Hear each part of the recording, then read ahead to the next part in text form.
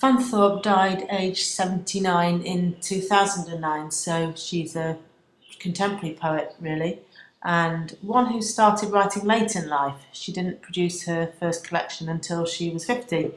Before then, she worked as an English teacher and became head of English, in fact. But she said that she didn't like what power was doing to her. She didn't like the sort of person that she felt that she was becoming. Not that heads of English are supremely powerful, but anyway, that was the way she felt. So she gave up teaching, got a fairly menial admin job, and then finally gave up to devote herself to writing. On one level, 2:30 is a criticism of the education system because it's presented as a very punitive thing, with a boy being kept in detention who has absolutely no idea why. The school environment seems a very harsh and very hostile one. Certainly, as we'll see, this small boy isn't being nurtured in any way. Let's start with the reading of the poem then.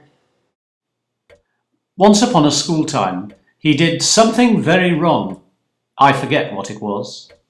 And she said he'd done something very wrong and must stay in the schoolroom till 2:30. Being cross, she'd forgotten she hadn't taught him time. He was too scared of being wicked to remind her. He knew a lot of time. He knew getting up time, time you're off time, time to go home now time, TV time, time for my kiss time, that was grand time. All the important times he knew, but not 2:30. He knew the clock face, the little eyes and 2 long legs for walking, but he couldn't click its language, so he waited. Beyond once upon a, out of reach of all the time-fers, and knew he'd escaped forever into the smell of old chrysanthemums on her desk, into the silent noise his hangnail made, into the air outside the window, into ever. And then, "My goodness," she said, scuttling in, "I forgot all about you. Run along or you'll be late." So she slotted him back into school time, and he got home in time for tea time, next time. No time for that now time. But he never forgot how once by not knowing time, he escaped into the clockless land of ever, where time hides, tickless, waiting to be born.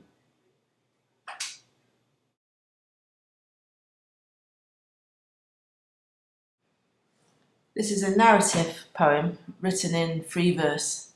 It begins once upon a school time, priming us for the idea that this is going to be a poem exploring the theme of childhood.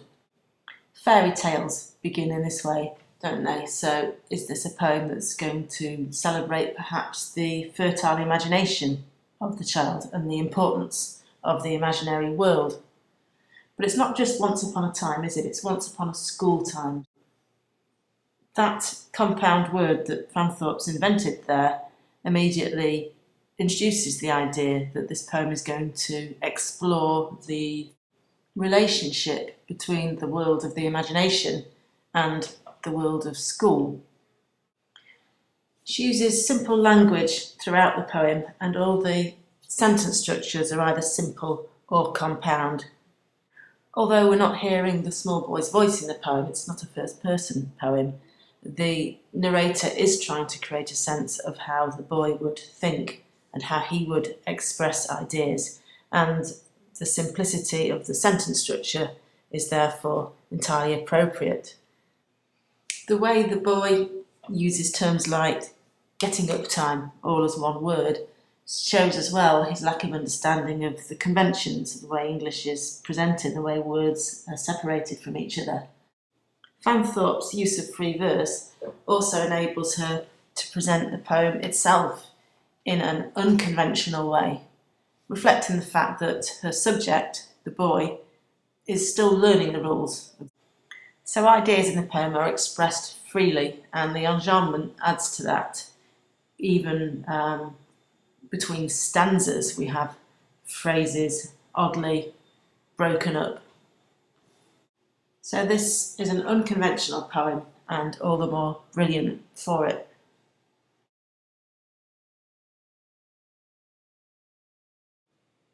This is often described as a nostalgic poem, but you'll guess from my choice of image there, I'm not too sure that it is really.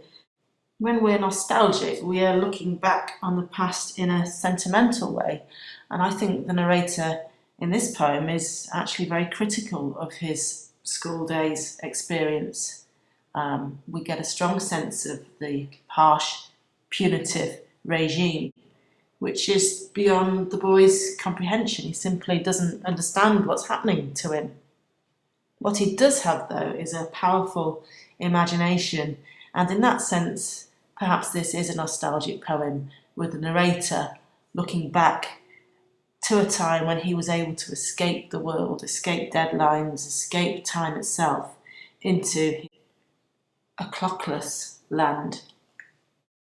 That's the final very affirming image of the poem. So this is a poem that seems to affirm the childhood experience, ask for it to be taken seriously, to be relished, whilst at the same time criticising a punitive educational system which seems to have no real respect, no compassionate or empathic understanding of the child's point of view, the child's perspective, the child's experience of the world.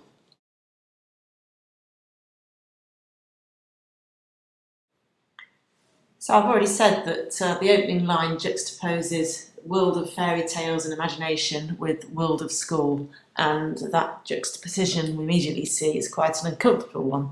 In fact, it's hinted at in the second line of the poem. He did something very wrong. The capital letters suggest the power, the authority of the teacher, clearly a huge figure in the boy's life. Sadly, however, they're not really speaking the same language already, because in parenthesis he's noted, I forgot what it was. So if the detention was designed to teach the boy a lesson, obviously it's failed in its primary purpose. I forgot what it was is the only example of first person in the poem, and this is the only clue actually that the narrator is talking about his own childhood. But it's important to note that, because it does make the point that we remember things that happen to us at school, little things that teachers do or don't do. They stay with us. So a responsibility comes with that. In the second stanza, Fanthorpe again uses capital letters to show ideas that are important in the mind of the child, and she is important because we've got a capital there, suggesting the teacher is almost godlike in the eyes of the small boy. Something very wrong is repeated, showing that this is a notion that's very much being emphasised. It's important the boy understands that he is wrong, and also his punishment is spelt out for him in this stanza. He must stay in the schoolroom till 2:30. Some sibilance there suggesting the hostility of the environment. The narrator uses parenthesis to explain details, and here he's explaining that the teacher had forgotten that she hadn't taught the boy time, and that conveys a sense of her disregard for him. She's letting her emotion, which we infer is quite irrational, interfere with her responsibility as a teacher. Obviously, modern day notions of separating the child from the behaviour haven't occurred to this school teacher, because she has given the boy a sense of his essential wickedness. This scares him, and she scares him, so he's rendered mute and simply has to sit there and wait for the punishment to end. In this stanza, Fanthorpe coins some compound words to convey the child's concept of time. Numbers to him are meaningless, and he divides his day into chunks that mean something to him.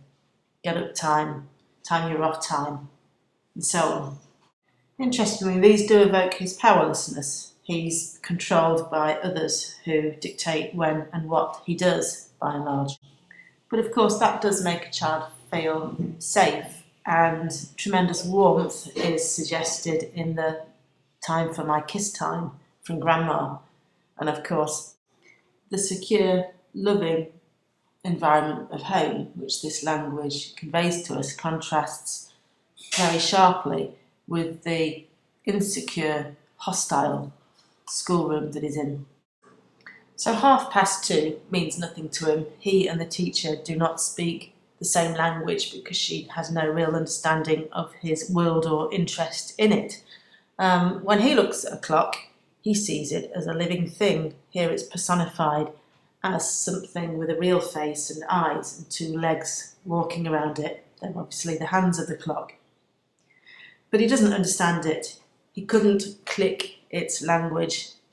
And that delightful use of onomatopoeia there with the click obviously conveys the clicking of the clock, but also suggests to us that this is something in terms of learning which for him just doesn't click. We often use that phrase, don't we? And he's not there yet, it hasn't clicked.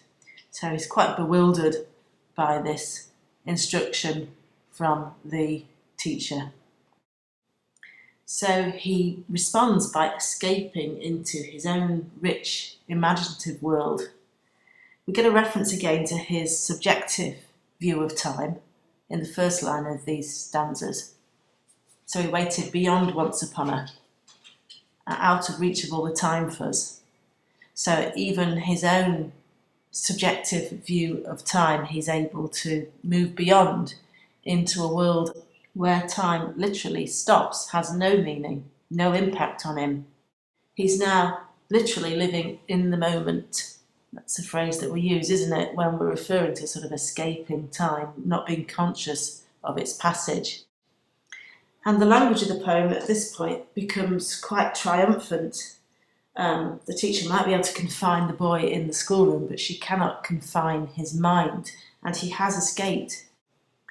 He's escaped into the beautiful smell of the chrysanthemums on her desk, into the silent noise his hangnail made. So he's very aware of his fingernails, small details, but most triumphantly of all, he's escaped into the air outside the window.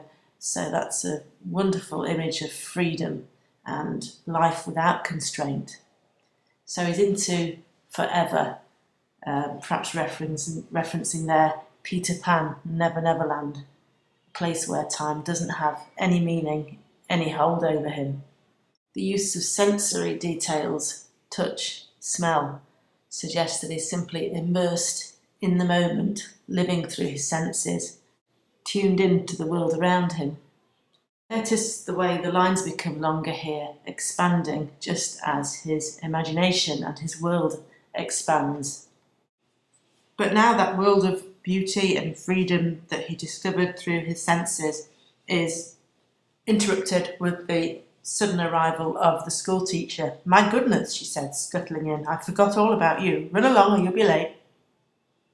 So she admits that she's forgotten about him, so goodness knows how long he has been waiting. Of course, he wasn't conscious of waiting, was he? But there's no apology, and her tone is dismissive. Run along, or you'll be late. A reminder that we've returned to the world of conventional time. The clock's ticking again. Indeed, she tells the boy, "You'll be late." Notice the verb scuttling in. It's quite demeaning, really. Presents the teacher as an almost animal-like thing, dashing about, in a hurry, fussing. The next stanza begins, "So she slotted him back into schooltime." Sibilance again, which we know is never positive.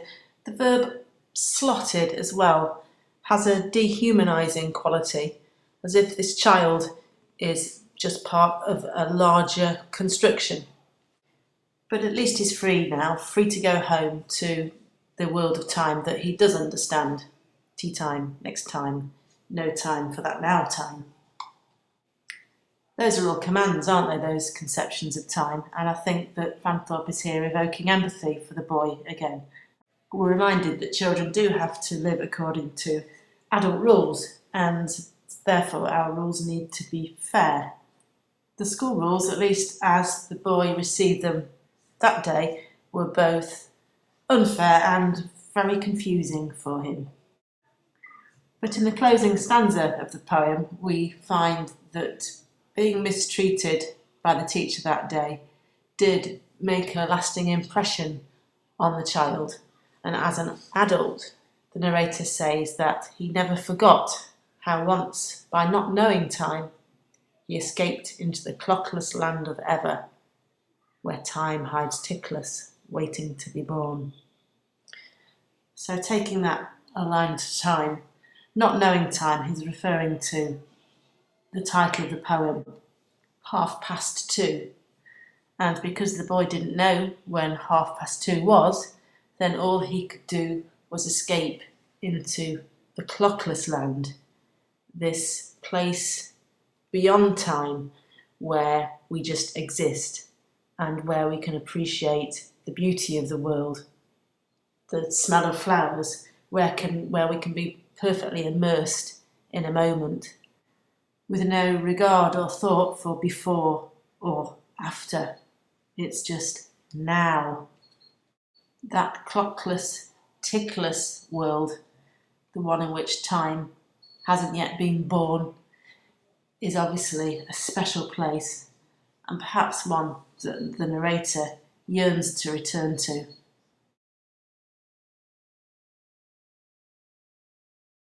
On one level, this is a poem about having respect for a child's experience, and to value it as important, indeed to be inspired by it.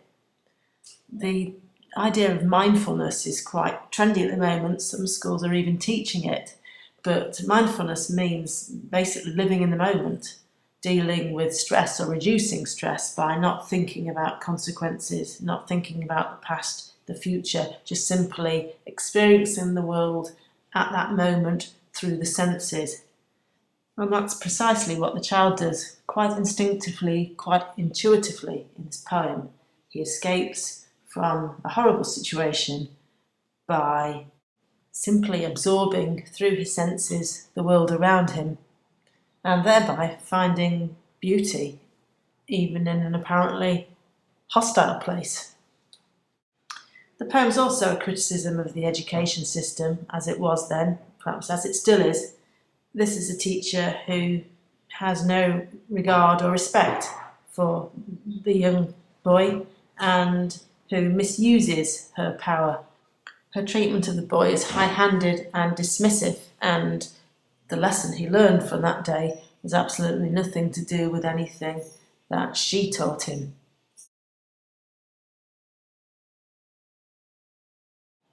The poem is written from the point of view of an older man looking back on his childhood. It's important that there are things that he can remember. He can remember exactly how it felt to be in that detention, but he can't remember other details like why he was in the detention. For me, that illustrates the truth that we remember people for the way that they make us feel. And I think that's one of the many things that Fanthorpe is saying in this poem. The use of the narrator also lends it an authenticity. He can get inside the child's head because he was that child.